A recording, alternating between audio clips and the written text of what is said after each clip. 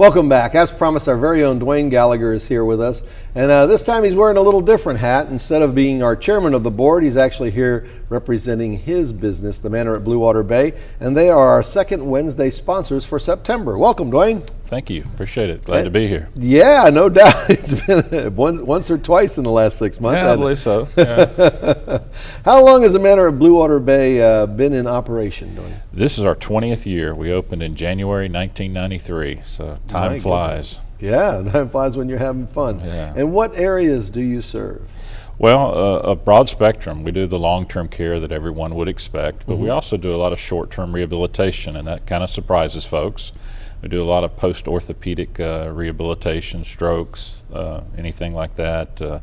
Average length of stay for those kind of patients is about 24 days, and they're back home. And there's a lot of wisdom, especially for post-orthopedic rehabilitation, to get with some professionals, isn't there?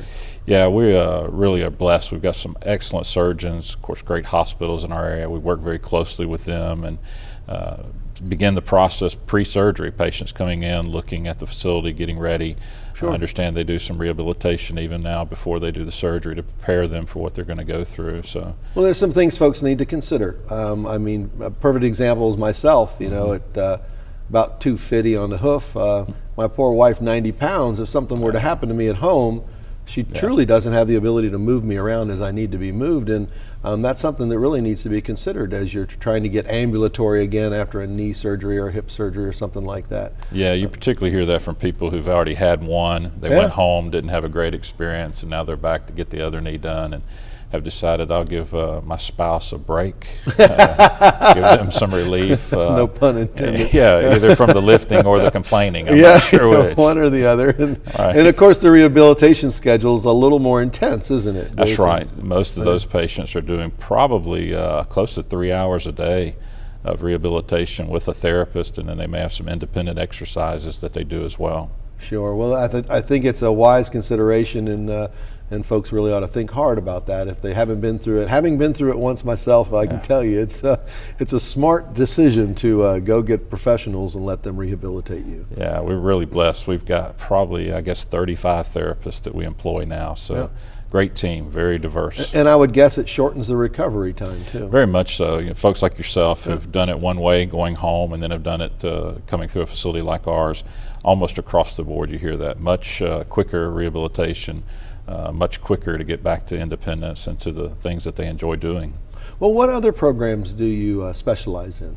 Well, people ask us a lot if we do care for people with Alzheimer's, and yes, we do some. We don't do a secured area for them, but we do some basic Alzheimer's care. Again, the long-term care. We do respite services as well. That has to do primarily with people who are being cared for at home, but maybe the family has an obligation out of the area and they need someone to take care of mom or dad for a couple of weeks while they're gone. So we'll do that as well. We work with local hospice providers, so we cover a pretty broad group of patients that we can meet their needs. Certainly. I mean, and as a caregiver, sometimes you just need a break. It's nice to know that you have a safe, healthy place that you can put your loved one and know they'll be well taken care of, and you have all the contact you need with them, and get an opportunity to take a breather, because 24/7 it'll wear you out, won't it? Well, you know, we've got 3 shifts a day, so we're changing caregivers out, and it's a lot of hard work for us. I can't imagine trying to do it 24 hours a day, 7 days a week. It's not just the physical, as you and I have talked about, but it is the emotional aspect of caring for that patient, getting worn down. So Certainly. Yeah, everyone needs a break. Absolutely. Are you seeing a change in the trends of the kinds of people that you're caring for now? Yes, we were thinking about this just the other day. You know, when I got there almost 20 years ago, the average patient was what we would refer to as walking and talking and taking care of themselves. They just needed a little bit of assistance. The care today is much different. Those patients are staying home longer, or they're going to assisted living. So we're getting very medically complex patients. The way Medicare and other insurances work, patients are being forced by the payers to get through the hospital setting as quickly as possible. Sure. And so we're getting patients right out of the hospital, right out of the units at times, and so they're very medically demanding. And so it's changed our skill set, changed the type of staff that we have, the number of staff that we have. So we're always trying to evolve to work cooperatively with the hospitals and doctors to meet all the patients' needs. Yeah. One of the things that I absolutely love about your facility is the flexibility, because you guys are ever changing, and it's a fantastic atmosphere, I guess is the word I'd use. When you go in, no matter what kind of help you need, you guys seem to be able to be flexible to respond accordingly. We certainly try to. We've got 120 beds. Again, we've talked about the number of patients. We've probably got well over 150 employees working there. So we try to staff to meet each patient's needs and kind of tailor the care to their individual need. Sure.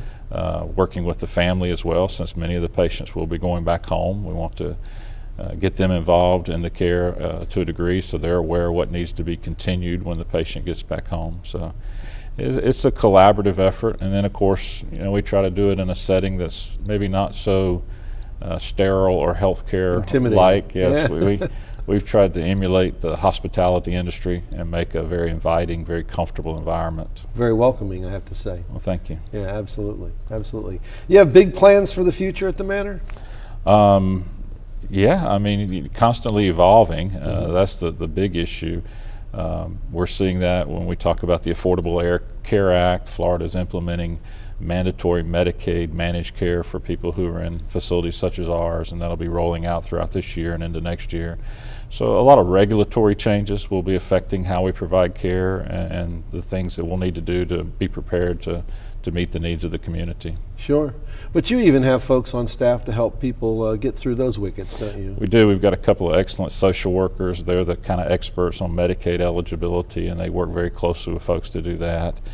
We have some legal professionals that we have a relationship with that we can direct people to kind of get their affairs in order and make sure that they're meeting all the requirements of the law.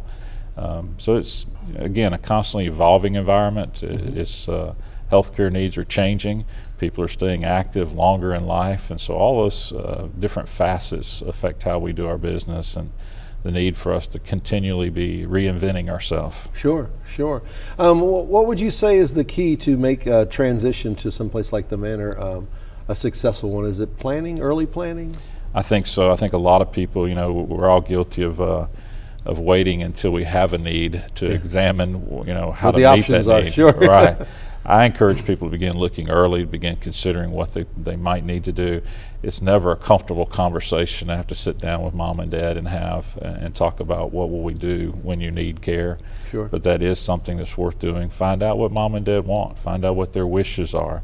Get involved in trying to help them make informed decisions. And with the internet, there's lots of information available. You can go to a number of different governmental websites to find out ratings of facilities and get information about the quality of care they provide. So prepare early. Dwayne, tell folks how they find you at the Manor if they want to contact you and get some more information. They can reach me at 897-5592. Teresa Halverson is our admissions director, and so she's usually the point person that most people will be dealing with if they have questions or are looking for available admissions. Also, we have a website. You can just Google the Manor at Blue Water Bay, and we'll pop right up there, and you'll see a lot of things about our facility. Well, thank you very much for all that you're doing for our chamber and our community, and thank the Manor for letting us have you for the last 18 months. It's been pleasurable. It's been very informative as well. Stay tuned. The next up on our stage is a brand new facility that's just opened in Niceville, and you're going to want to hear all about it, so don't go anywhere.